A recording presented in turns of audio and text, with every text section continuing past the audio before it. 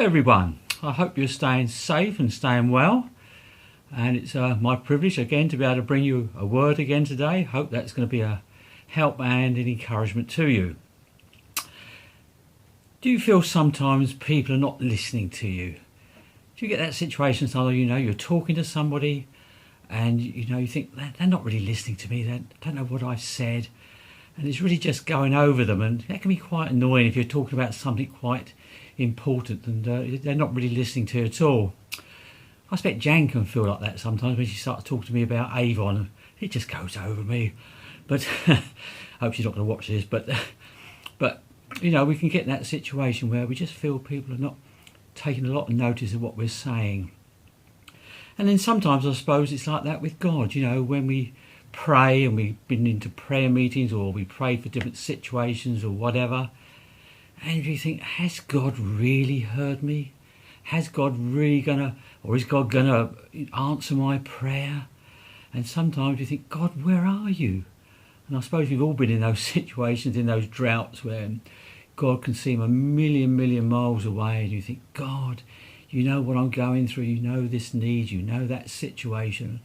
Lord, just speak to me, just answer me. And I'm sure we all go through those situations. And I suppose particularly these days now with this coronavirus, I'm sure many of us are praying so much for our own families, our loved ones, and hopefully for Boris Johnson at this very moment as well.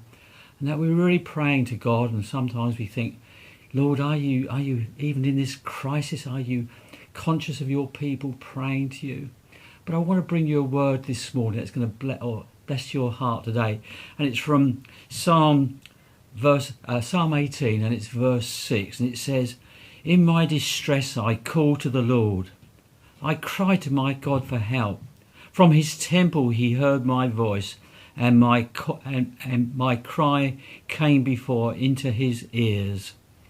And it says, in my distress I called to the Lord. And it may be that we're distressed now, and we're thinking, with all this what's going on, and we're coming to God in prayer. We're really distressed and wondering what's happening and worried about family and friends or whatever. It said, I cry to my God for help.